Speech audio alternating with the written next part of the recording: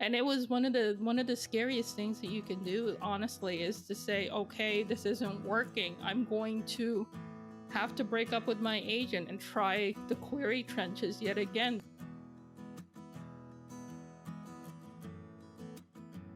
Welcome to Queries, Qualms, and Quirks, the weekly podcast that asks published authors to share their successful query letter and discuss their journey from first spark to day of publication. I am your host, author Sarah Nicolas, and literary agent Sarah N. Fisk. Roselle Lim is the critically acclaimed author of Natalie Tan's book of Luck and Fortune, Vanessa Yu's Magical Paris Tea Shop, and the upcoming Sophie Go's Lonely Hearts Club. She lives on the North Shore of Lake Erie and always has an artistic project on the go. So please welcome Roselle to the show. Hello. Hello, thank you for having me. Thank you so much for coming on and sharing your story today. So we're going to talk about your journey to publication, but we're going to start by going kind of all the way back to the beginning. When did you first start getting interested in writing? And then how long did it take from there before you started getting serious about pursuing publication? I wrote Tiny Toons fanfic when I was a kid, and you're laughing because, yeah, that's where it started, right? I enjoyed all my creative writing classes, but I ended up going to art school for a year and then decided, okay, I'm going to go back to university because I miss writing essays. And while I was there, I applied to the creative writing program, but I applied a little too late and I was already in my third year. And I didn't want to be a forever student and rack up more student debt to pursue that. So I put my dreams on hold, had a kid, got married, had a kid, and then I'm like, okay, I got to start writing again. And it was a very long journey in that I think I wrote 7 manuscripts before the one that got picked up by my first Wow. agent. Wow. Can you tell us a little bit more about the moment that you realized that you wanted to be a published author, that you wanted people to read what you wrote and see your book on shelves, that kind of thing? Part of it is a bit of a petty wish in that I'm an immigrant, right? And when I came here, like I managed to barely skip taking ESL lessons. And I've had teachers tell me, "Oh, your English isn't good enough. You won't be able to write a book." And basically this is like me going to do that. I'm like thinking to myself, this is going to be difficult, but I'll show you. And it's like I know for some people it's one of those things, they use that as motivation, and I did for me. So once you got serious about pursuing publication, how did you learn more about the industry, like how it worked, how to query, how to find agents, all those different things? First, the best way to learn for me was to join these contests, like Brenda Drake's contest. I was in Pitch Madness, and that was when you have to distill your entire novel into an elevator pitch. And I think you have like a first page excerpt or something. And that one allowed me to find great critique partners who pushed me to be a better writer. Because when I started querying, yes, I was one of those terrible newbies when they said include 3 sample chapters. I'm like, I like chapter 1, chapter 7, and chapter 12. I No. think I'm just going to include that because those are my favorites. It said 3 sample chapters, but no, that's not what they meant. Not at all. So you mainly learned like from your critique partners and that kind of thing? It is, because I find that with every writer, to get better, you go through a cycle or a process where, one, you can't take any criticism. Like you think criticism's going to break you. And then you go too much the other way where you take in every piece of criticism, and that would also screw up your writing. And then you finally find the happy middle. I think it really is that 3-step thing where you can't take any feedback, you take too much feedback, and you finally find the right level that you need. So then what happened? Can you break down for us your journey from then to signing your first book contract? Oh goodness. My journey is a little bit odd in that when I started doing the contest, I got an offer from a small press that I turned down. And eventually it turned out to be one of the best things that I could have done for myself. But sometimes you don't know that that's something that you are supposed, that's good for you. Because most of the Mm-hmm. time I feel that, as a fledgling writer, you think any offer or anything would be great. So that I did that. I made that decision because the head of the small press contacted me and I did not like how she was. Mm-hmm. Like personally, it was just one of those things where you go with your gut and you're like, Mm-hmm. none of this feels right. And we didn't even get through the contract stage where I think I did ask for it, but there was just so many red flags that are there. And the other thing too is I started looking and digging into it, asking people, what's your experience with this press? What do you do? And it's like I've been hearing really bad mixed things. And I'm like, yes, I would like to say, I really am eager to get published, but I'm not that desperate to get published. Mm-hmm. I'll just wait and see what happens. All right. And then what happened? I started with romance. I started writing romance, and then I started writing urban fantasy. And then I started writing literary. Oh, goodness. No, sometimes you just don't know, honestly, where the sweet spot is of what you want to write, like what gives you the most joy and what comes naturally to you. So I went through like many different ones, and when I had the literary, I had that manuscript, I queried it, and there was about I got the offer at like basically query number 120 something. Oh, goodness. So this isn't like me just going, oh, like I use the tactic of if I get a rejection, I'm going to send out one more. Mm. That kind of a thing. And yeah, I got the offer. The agent that is no longer mine, we parted ways, but this is my first agent. She wasn't really that editorial. Mm-hmm. So it was a lot of like shifting, add a comma here, break this up, put in whatever. And then it went out on submission and crickets. Mm. And the thing is that she pulled it back and said, okay, we're going to revise, but based on this, not on her notes, but she outsourced it to somebody else, like one of her assistants who gave me notes. Mm. And I was looking at it and I was like, okay, I'll fix it. I sent it back and I never really heard from her. But the way that it went down was that I kept asking, oh, have you read? Like, is there an update? Like, it's a friendly nudge. It's been 3 months. Have you taken a look at the revision? And the response that I've kept getting back was, oh, well, it's not what I had hoped. And Mm. I'm like, okay, that response to me is designed to make the writer feel bad and to basically cover up the fact that the agent did not read it. And it went around like this for a long time up until to a point where I'm like, I can't do this. I can't. And it was one of the scariest things that you can do, honestly, is to say, okay, this isn't working. I'm going to have to break up with my agent and try the query trenches yet again because this is just not working. And I'd rather have no agent than one that isn't, looking out for me. Mm-hmm. So we had like it was an amicable breakup, really quick 1 minute phone call basically, Oh, wow. and it was done. I went back into basically finishing up the manuscript that I had that I was working on. And at that point, again, I'm using my petty batteries of finish this, you got to finish this. Yeah, like just you have to get this done because you have to finish like the books to query.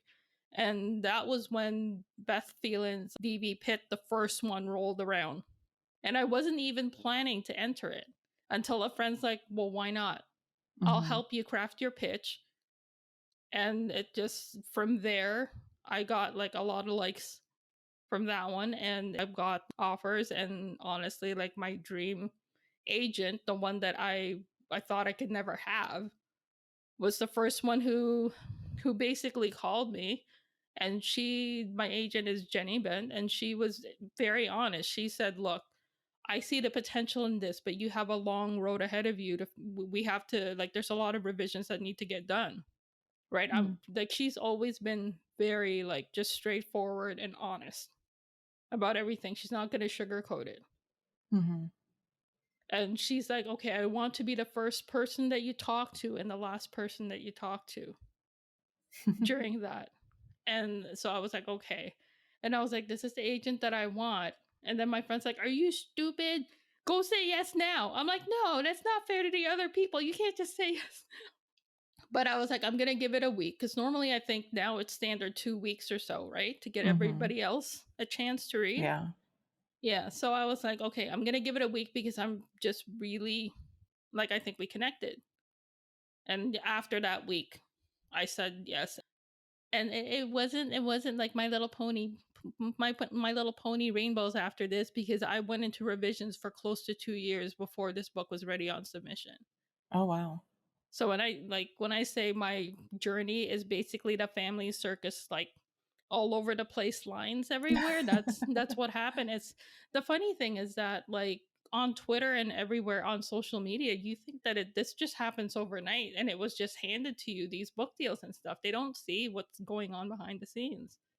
So yeah, we went through multiple rounds of revision until finally, like I got an email from her that says, "Yep, just fix this up." I'm like, "Are you serious? We're ready to go." She goes, "Yeah, we're ready to go."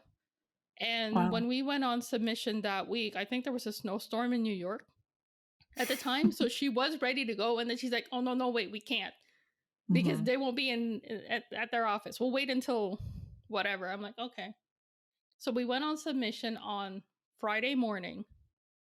And by Friday afternoon, there was already an editor who said she was taking it to acquisitions because she finished reading it. Oh, goodness. And everything just kind of went by quickly. It was like a week of like editor calls, talking to people, and then it went into auction after that. But like I said, like it's not, I mean, everybody just goes, "Oh, you went into," I'm like, you didn't see all the other stuff that I had to go through to get to that point.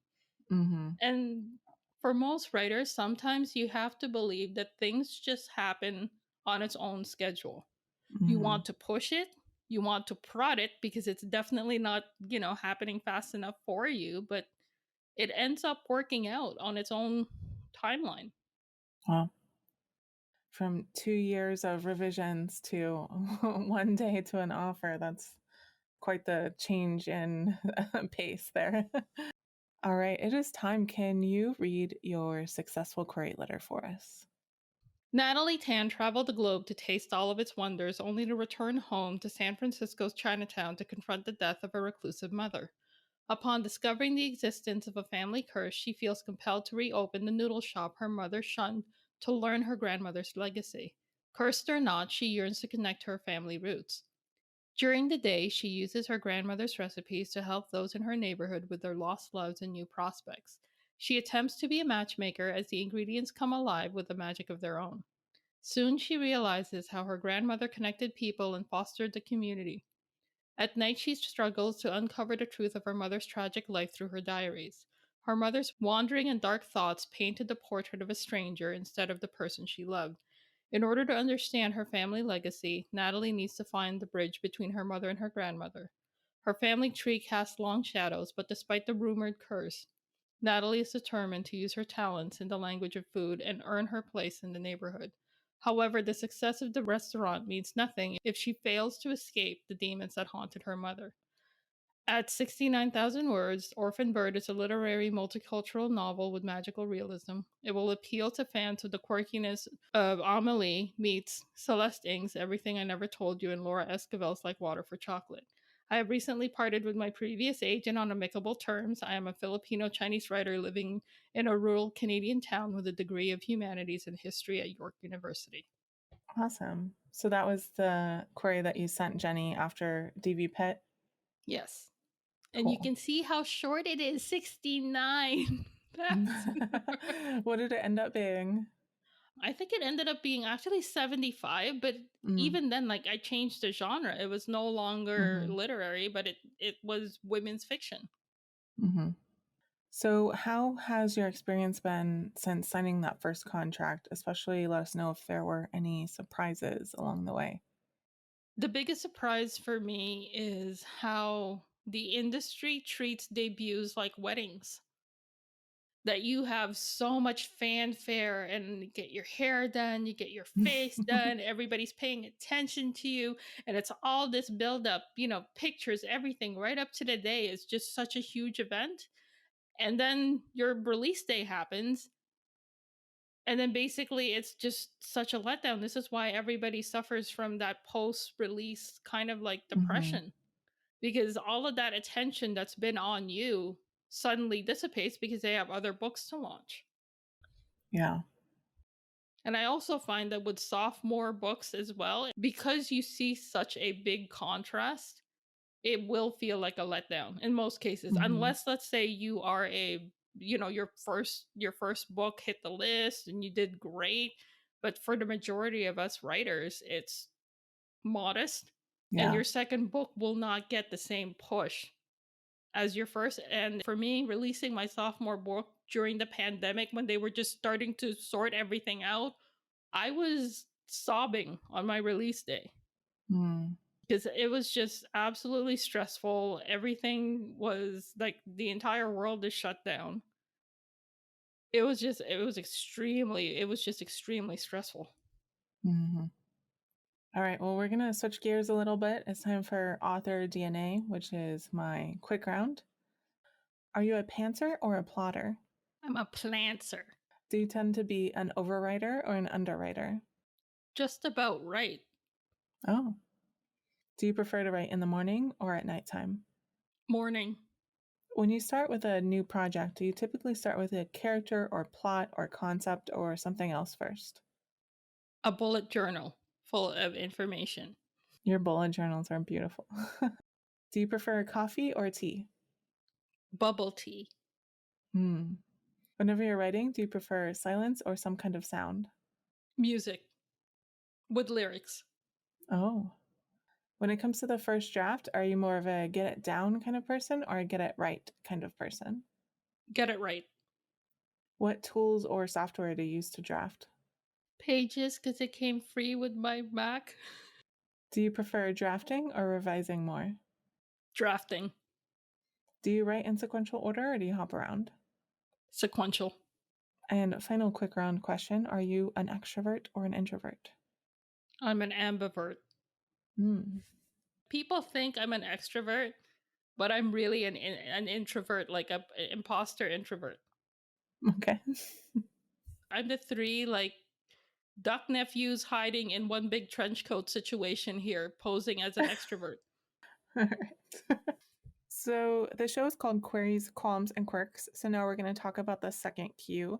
What were some of the worries that you had on your journey, and did you overcome them, or how did they shake out? I realize now, coming into the third book, that most of my worries in my journey are nothing at all that I can control. Mm-hmm. There is so much that a writer can't control in publishing. The only thing you can control is the quality of your book. That really is it. Everything else, nothing. And you worrying about it is just giving yourself an ulcer for no reason. So that was the big thing that I learned. Nice. Now it's time for the third Q. Do you have any writing quirks? Is there anything about your writing process that's kind of different or interesting or unique? First, I'm going to talk about the bullet journaling, Mm-hmm. which you had mentioned. Every novel that I have, I always have to have a new journal. And it's got to be a nice, pretty, shiny journal that I like, that's kind of related, that you can think that's related to what the topic or the soul of your book is. And in that one, I always have a title page, characters where I use my little printer. I've got like a tiny little printer that prints out photos into sticker form, and I put that in my bullet journal because it's the perfect size. It's a sprocket. That's what it is. Mm. And it's a perfect size to put in there. And I always do characters, plot. I'll do the word count, revision count, and all of that there in later. But I'm very much a visual person, so I need to have the photos, the collages, and everything in there before I even start writing.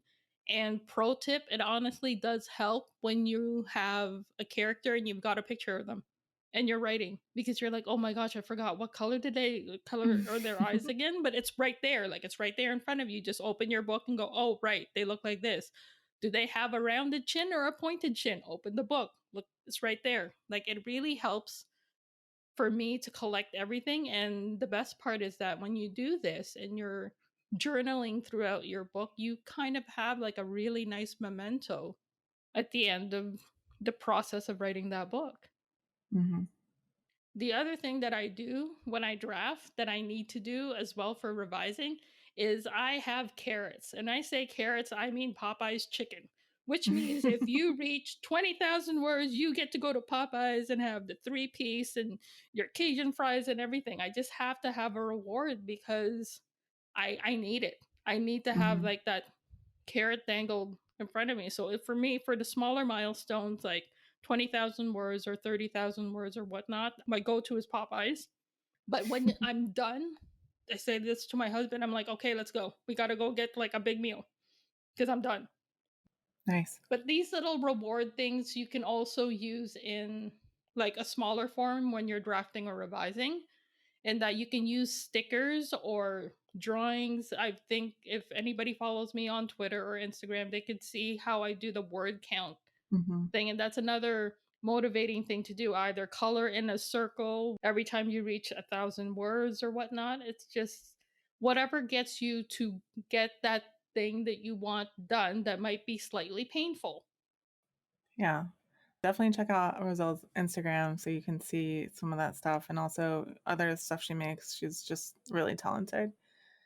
I sometimes when I'm really struggling, I'll get like a chocolate bar and I'll have like micro goals where it's like, oh, if I write 200, 250 words, I can eat a square, And then like if I want to finish the chocolate bar that night, then I, have to write a couple thousand words. So, A friend of mine has, the Girardelli squares.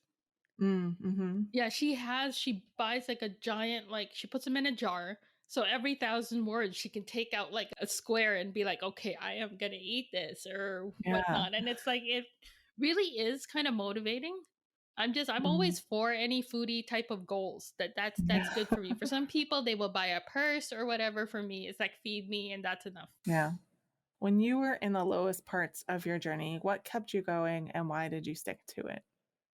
Every writer needs their own petty coven. And I mean this. These are your ride and die people. These are the people that you're supposed to vent to, not social media. You don't empty your thoughts out on Twitter. That is a bad thing. These are the people that you talk to if you're really disappointed about something or you have any grievances, or if, let's say, your publisher slipped up and something got messed up, or any of these things. You've been a fan of keeping things like just you can like close to your chest, and having my friends, like my really close friends around, to be able to talk to about this is extremely helpful. Mhm. And also, like, I have wanted to quit. There are so many times I have said I wanted to quit, and then I will have how many people threatening to slap my ass or my face if I do that, if I go through with that. And that's what you need. You need people who will take care of you, who knows, like they know. They're like, no, you can't stop writing because your books need to be out there. Mhm. And it's these little things, like you need friends that just watch out for you, that just are there to vent to, because writing is one of those things where it's not really a typical job.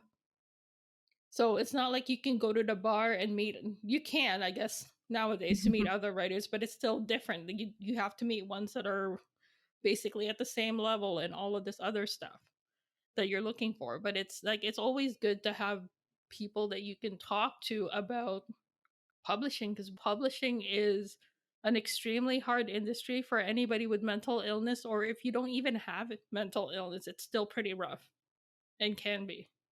Mhm. What do you feel like are some of the biggest mistakes that you made on your journey to publication that you might want to warn listeners about so maybe they won't make the same ones? Sample chapters are chapters 1, 2, 3. They are not your favorite chapters. That is rule number one. Yes.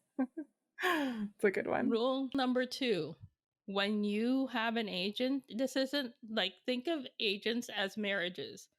Like, yeah, sure. It might work out. That first ride off to the sunset might work out and you might be together forever. But odds are people break up because you don't know how the other person's going to operate. Just like when you get married, you don't know what their communication styles are and if it's something that you want. Because I know some people when they get an agent, they're like, "Oh, we have to be best friends. It's just the way it's supposed to be." And there are other people who are like, "No, I need somebody who's just a business person. I will be cordial, I will be sweet, but I need that barrier." Hmm. Right? It's one of those things where I think we should take away the stigma of people who leave agents or if it doesn't work out because it's very very common. I know so many people who have switched agents. Yeah. All right. Can you share with listeners one of the most important lessons that you learned on your journey to publication? First one off the top of my head is have a life outside of writing. Like, I mean it. Have friends that know nothing about writing and who will just laugh at you if you start saying the words like what's that means or you have first pass page. I don't know what that is. Have those kind of people in your life because honestly, you need the perspective because yes, writing is very important. But if you make it just the core part of your identity, I find it to be not healthy if that becomes the core part of your identity because this industry is not easy. Hmm. If it was an easier one, maybe it might work out better. But yeah, like just seek out friends, go out. You don't have to be a hermit. And I say this because I'm like such a hypocrite because I stay home too. But like go out, experience things. A lot of about writing is getting your readers to experience the same things you want them to experience when you're writing. And you can't do that until you're out there in the world soaking it in. Yeah. Another lesson that I think they should do is if you are querying or if you are on submission and you are just having the worst, like we're talking dumpster fire mental health situation, turn on Netflix, go watch Love is Blind and The Ultimatum. That is such utter trash that it will do some sort of cleanse. It will just clear up your pores and everything. But just basically keep busy because the worst thing that you can do if you are is obsessing over your inbox. Hmm. Like watch something trashy or not, or you could watch something like really good. But I like trash. I just personally like trash. But do that, take a walk, just be working on something else or doing something else. This is the reason why I have so many artistic pursuits is that I want to be able to express my creativity and to be able to show that I've made something. Sometimes a novel, you don't see it until you see it on the shelves. Hmm. And that's the physical manifestation of it. But for me, like I need to do art, I need to do all of these other things. The more different things that you do, the better I think it would be for your brain because it's honestly like focusing right on that big thing that you cannot control at all is going to be the most frustrating and depressing thing for you. Hmm. Yeah, Jessica Lewis, when she was on in the first season, she shared a strategy that I really liked and I share with people a lot, especially if you're kind of the person that struggles with rejections, if they've really hit you hard. What she did and what I love is she created a separate email address that was only for querying. And she did not have any notifications. She didn't have it on her phone. And so she would only check it whenever she was like in a good headspace to, see what was in there. And I really like that because I remember once I was out at a club and I got a rejection on the story and Oh it just no. kind of like ruined my night. And so I love that she kind of controlled when she was looking at her responses to her queries. And that kind of gives me a good idea of the other thing that is a good tip. If you are a published writer, do not go on Goodreads. Have a friend, your partner, somebody else to look at that stuff for you. And then when they're looking at that stuff, just make sure that they read you the happy things. Or the best part is that if you have a friend or like a partner that's reading through your stuff, get them to hoard all those happy things. So if you're having a hard day, they will just sit there and read you like maybe five-star reviews or a bunch of ones that'll just, be a pick me up because it's not for authors, really. I banned myself off of it and I've been living a happier life without it. But yeah, you cannot control how anybody will react to your work. Like, I'm talking Mhm. about this as a general thing, right? But if you write a Nazi romance, yeah, you can control how people can react to your work. Don't do it, right? But for normal Yeah. people, you really can't. And it's just a bad thing. And the thing that I don't like is that for some people, they may think that they have to change. And if you're starting to change to please people who hate your book, you are going to alienate the people who loved your book. Mhm. And those are the people who would buy your other books. So keep that in mind as well. Yeah. I call this the acknowledgments portion of the podcast. This is not a business that most of us succeed in completely on our own. So, who are some of the people who helped you along the way and how? My petty coven, there's so Mhm. too many to name, but they're my closest friends, my family, my husband who gets me Popeye's chicken when I ask for it, because that's important. My agent, who honestly is my partner in this. Jenny has been just absolutely amazing and continues to be amazing. And like every assistant, every person who's worked on my book, I can't really thank them enough. Like whether it's my editor's assistant or like the copy editor, all of that, like everybody that helps craft that. And like my family, like I've got a kid who reminds me every once in a while because I forget, because sometimes you take it for granted. She's like, Mom, you wrote a book. That's pretty cool. I'm like, oh yeah, I did. I completely forgot about that. It keeps you in perspective. And the writing community as a whole, it's generally pretty amazing when when you pour as much of the positivity into it. Yeah. You get it, you do get it back. Yeah. All right. Natalie Tam was one of my favorite books. But before you go, can you tell us what you have coming out next? Sophie Goes Lonely Hearts Club is releasing on August 16th of this year, 2022. It is about a matchmaker named Sophie who went to matchmaking school in Shanghai but did not like graduate. So she came home and her big shame was exposed and she can't get any clients in Toronto. And the only clients she can get are like 70 something bachelors that she found in her condominium complex that she spied on. And she's like, if I can match these old farts, I could totally be like, I can get my reputation back. And like what ends up happening is, I don't want to spoil it, but it's definitely an interesting examination, or my examination of loneliness and all of Mhm. the forms of love that you can come across. All right. Can't wait. Roselle, thank you so much for coming on the show and sharing your story with my listeners. Thank you so much for having me. Thank you so much for listening to this episode of Corey's Qualms and Quirks. You can find the text of Roselle's query in the show notes, along with links to find out more about her and her books. If you enjoyed the show, I'd really appreciate if you'd help me find new listeners by leaving a review on Apple Podcasts or Podchaser, telling your friends, or sharing this episode on social media. If you're interested in supporting the show, go to patreon.com/pubtalklive. And if you're a published author interested in being a guest on the show, please click on the home base link in the description or go to sarahnicolas.com and click on the podcast logo in the sidebar. That's Sarah with an H and Nicolas with no H. Thank you so much for listening, and we'll see you next time.